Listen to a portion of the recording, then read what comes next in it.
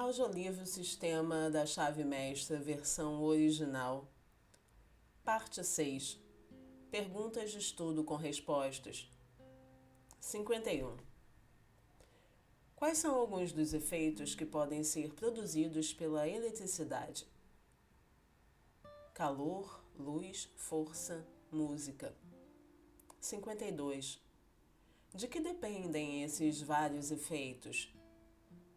Sobre o mecanismo ao qual a eletricidade está ligada. 53. Qual é o resultado da ação e interação da mente individual no universal? As condições e experiências com as quais nos encontramos. 54. Como essas condições podem ser alteradas, mudando o mecanismo pelo qual o universal se diferencia na forma? 55. Qual é esse mecanismo? O cérebro. 56. Como pode ser alterado? Pelo processo chamamos de pensamento. Os pensamentos produzem células cerebrais e essas células respondem ao pensamento correspondente no universal. 57. Qual é o valor do poder de concentração? É a realização pessoal mais elevada que pode ser adquirida e a característica distintiva de todo homem ou mulher de sucesso. 58. Como pode ser adquirido? Praticando fielmente os exercícios desse sistema. 59. Por que isso é tão importante? Porque nos permitirá controlar nossos pensamentos. E, uma vez que os pensamentos são causas, as condições devem ser efeitos. Se podemos controlar a causa, também podemos controlar o efeito. 60.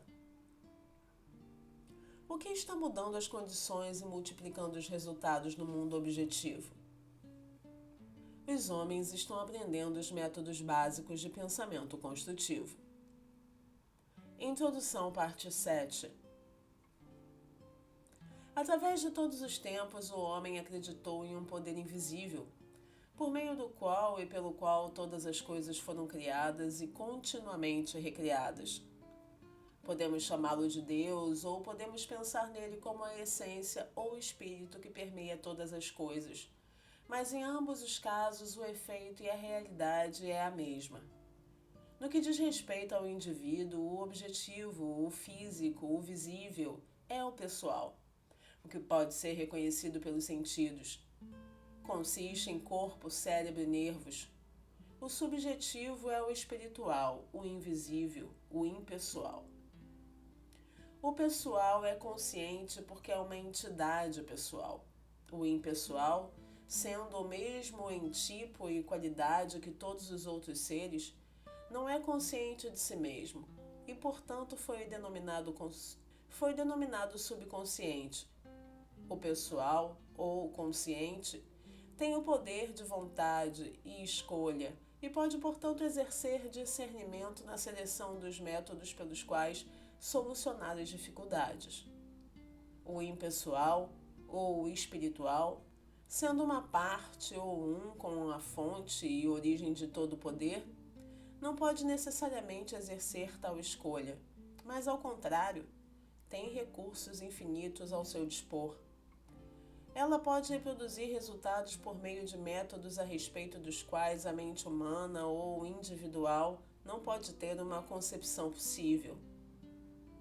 Você verá, portanto, que é seu privilégio depender da vontade humana com todas as suas limitações e equívocos, ou pode utilizar as potencialidades do infinito fazendo uso da mente subconsciente.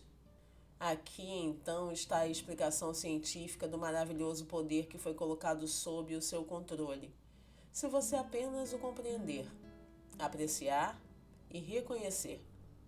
Um método de utilizar conscientemente esse poder onipotente é descrito na parte 7 dessa obra. Parte 7. 1. Visualização é o processo de executar imagens mentais, fazer projeções, e a imagem é o molde ou o modelo que servirá como um padrão a partir do qual o seu futuro surgirá. 2. Torne o padrão projetado em sua mente em algo claro e bonito. Não tenha medo. Faça ser grandioso. Lembre-se de que nenhuma limitação pode ser imposta a você por ninguém além de você mesmo. Você não está limitado por questões de custo ou de recursos materiais.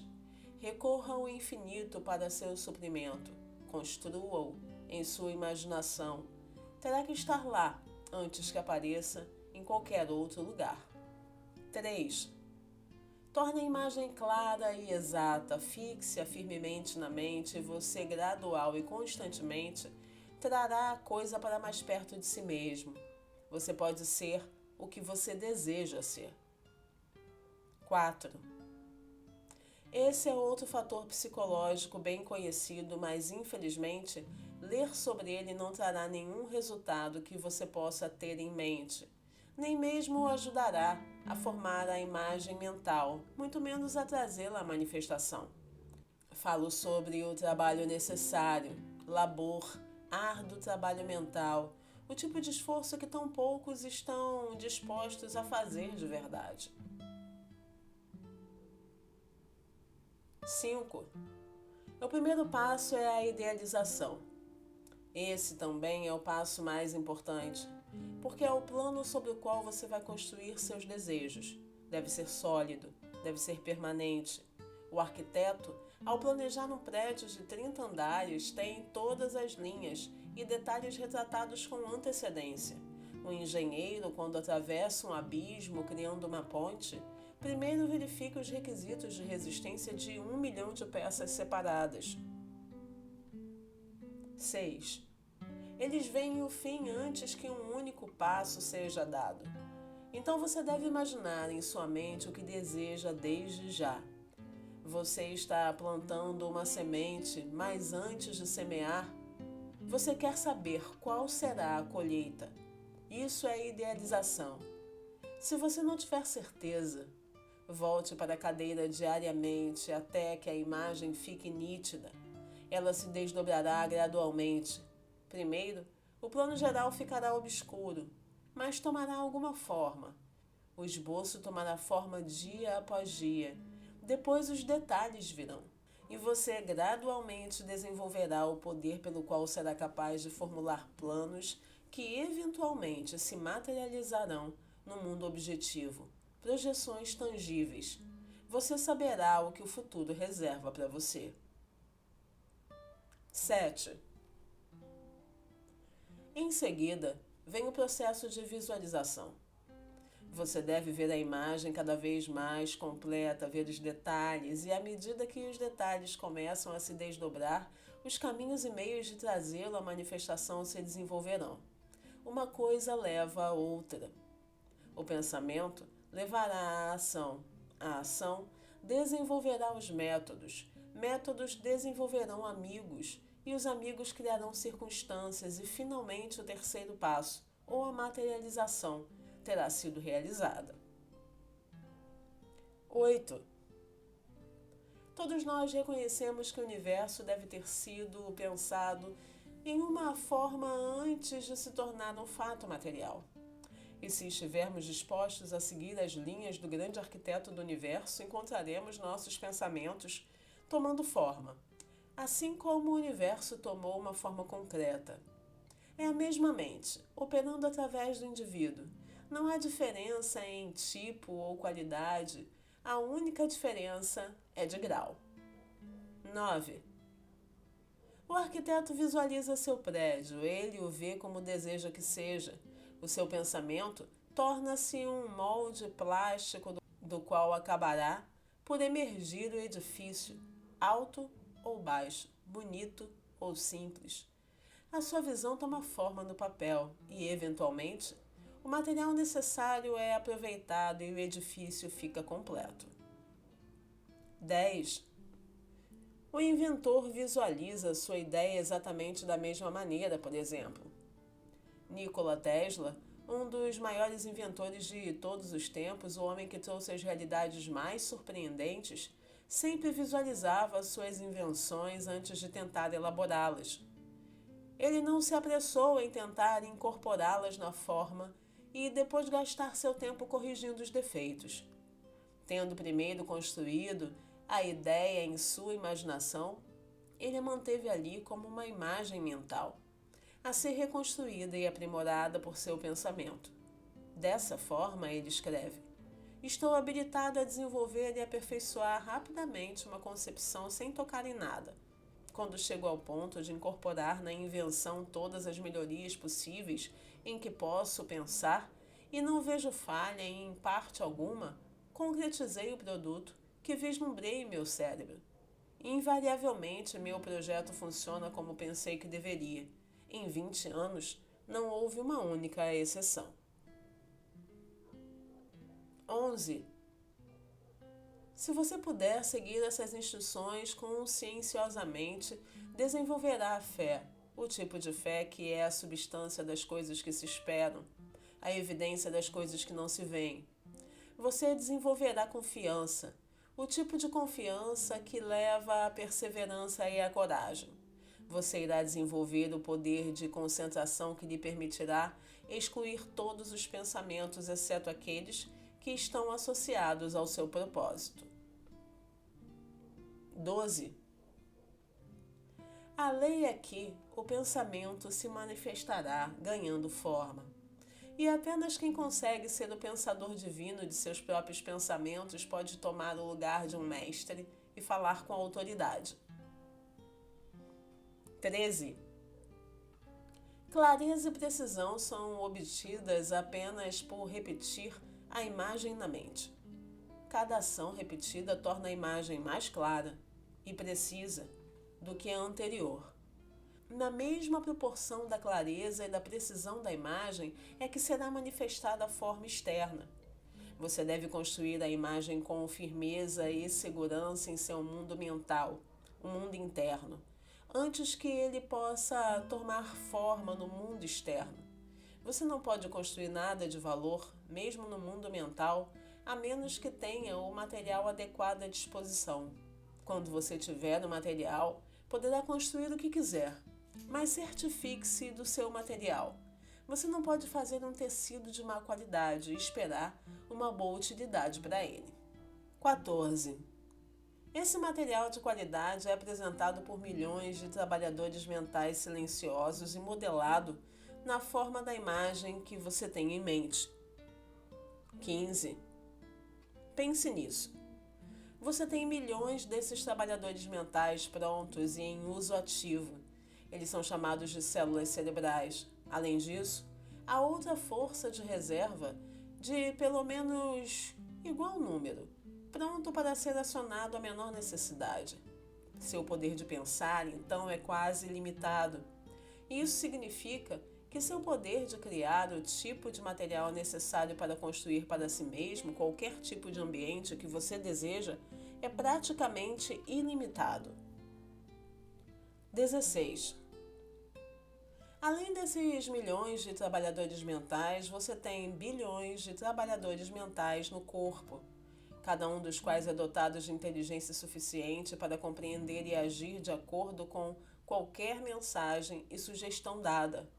Essas células estão todas ocupadas, criando e recriando o corpo. Mas, além disso, são dotadas de atividade psíquica, pela qual podem atrair para si a substância necessária para um desenvolvimento perfeito. 17. Fazem isso pela mesma lei e da mesma maneira que toda forma de vida atrai para si o material necessário para o crescimento. O carvalho, a rosa, o lírio, todos requerem certos materiais para a expressão perfeita e eles a garantem por demanda silenciosa, a lei da atração. A forma mais certa para você garantir o que necessita para seu desenvolvimento mais completo. 18. Projete a imagem mental. Deixe-a clara, distinta, perfeita. Mantenha-a lá com firmeza. As formas e os meios irão se desenvolver.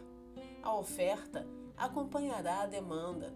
Você será levado a fazer a coisa certa, na hora certa e da maneira certa. O desejo sincero trará uma expectativa confiante e essa, por sua vez, deve ser reforçada pela demanda firme. Esses três não podem deixar de trazer a realização, porque o desejo sério é o sentimento. A expectativa confiante é o pensamento e a demanda firme é vontade. E como vimos, o sentimento dá vitalidade ao pensamento e a vontade o mantém firmemente até que a lei do crescimento traga a manifestação. 19. Não é maravilhoso que o homem tenha um poder tão imenso dentro de si, possuindo essas tais faculdades transcendentais a respeito das quais ele não tinha concepção? Não é estranho que sempre tenhamos sido ensinados a buscar força e poder fora. Fomos ensinados a olhar para todos os lados, exceto para dentro. E sempre que esse poder se manifestou em nossas vidas, nos disseram que era algo sobrenatural. 20. Muitos há que compreenderam esse maravilhoso poder e fazem esforços sérios e conscienciosos para obter saúde, poder e outras condições, e mesmo assim parecem falhar. Eles não parecem ser capazes de colocar a lei em operação. A dificuldade em quase todos os casos é que eles estão lidando com fatores externos. Eles querem dinheiro, poder, saúde e abundância, mas não conseguem perceber que essas coisas são consequências e só podem vir quando a causa é encontrada. 21. Aqueles que dão atenção ao mundo sem procurar apenas averiguar a verdade, buscam apenas sabedoria e logo descobrem que essa sabedoria se revela a fonte de todo o poder. Ela se manifesta em pensamento e propósito e cria as condições externas desejadas. Essa verdade encontra expressão em nobreza de propósito e ações corajosas. 22. Crie apenas ideais, não dê atenção às condições externas. Torne o mundo interior belo e opulento, e o mundo exterior expressará e manifestará a condição que você tem dentro de si. Você perceberá seu poder de criar ideais, e esses ideais serão projetados no mundo dos efeitos. 23. Por exemplo, um homem está em dívida. Ele está continuamente pensando sobre essa dívida, concentrando-se nela, e como os pensamentos são causas, o resultado é que ele não apenas torna a dívida mais próxima de si, mas na verdade cria ainda mais dívidas. Ele está colocando a grande lei da atração em operação com um resultado usual e inevitável. A perda leva a uma perda ainda maior. 24. Qual então é o princípio correto? Concentre-se nas coisas que deseja, não nas coisas que não deseja. Pense em abundância. Idealizar os métodos e planos para colocar em operação a lei da abundância. Visualize a condição em que a lei da abundância cria. Isso resultará em manifestação. 25. Se a lei opera perfeitamente para trazer pobreza, carência e toda forma de limitação para aqueles que estão continuamente alimentando pensamentos de carência e medo, ela operará com a mesma certeza para criar condições de abundância e opulência para aqueles que nutrem pensamentos de coragem e poder. 26. Esse é um problema difícil para muitos. Estamos muito ansiosos. Nós manifestamos ansiedade, medo e angústia. Queremos fazer algo. Nós queremos ajudar. Somos como uma criança que acaba de plantar uma semente e a cada 15 minutos vai remexendo a terra para ver se ela já está crescendo. É claro que, sob tais circunstâncias, a semente nunca germinará. E ainda assim, é exatamente o que muitos de nós fazemos no mundo mental. 27. Devemos plantar a semente e deixá-la intacta. Isso não significa que devemos sentar e não fazer nada, de maneira nenhuma. Faremos mais e melhor trabalho do que nunca. Novos canais serão fornecidos constantemente, novas portas se abrirão. Tudo o que é necessário é ter uma mente aberta, estar pronto para agir quando chegar a hora. 28. A força do pensamento é o meio mais poderoso de obter conhecimento e, se concentrado em qualquer assunto, resolverá o problema. Nada está além do poder da compreensão humana, mas para dominar a força do pensamento e fazê-lo cumprir suas ordens, é necessário trabalhar. 29. Lembre-se de que o pensamento é o fogo que cria o vapor que gira a roda da fortuna, da qual dependem suas experiências. 30. Faça a si mesmo algumas perguntas e espere com reverência a resposta. Você consegue se afirmar ou segue a maioria? Lembre-se de que as maiorias são sempre lideradas, elas nunca lideram. Foi a maioria que lutou, com unhas e dentes, contra a máquina a vapor, contra a máquina de tecido mecânico e todos os outros avanços ou melhorias já sugeridas na história da humanidade. 31. Para o exercício dessa semana, visualize seu amigo. Veja-o exatamente como você viu pela primeira vez. Veja o ambiente, os móveis. Lembre-se da conversa. Agora veja seu rosto. Veja-o distintamente. Agora converse com ele sobre algum assunto de interesse mútuo. Veja sua expressão mudar, observe-o sorrir. Você pode fazer isso? Tudo bem, você pode. Então desperte seu interesse. Conte-lhe uma história de aventura, veja seus olhos brilharem com um espírito de diversão ou emoção. Você pode fazer tudo isso? Se sim, sua imaginação é boa. Você está fazendo um excelente progresso. Encerro por aqui o conteúdo de hoje fazendo um convite a você que tem acompanhado a playlist. Não esqueça de se inscrever aqui no canal, de dar um like nesse vídeo e deixar o seu comentário por aqui. Obrigada e até o próximo conteúdo. Tchau, tchau.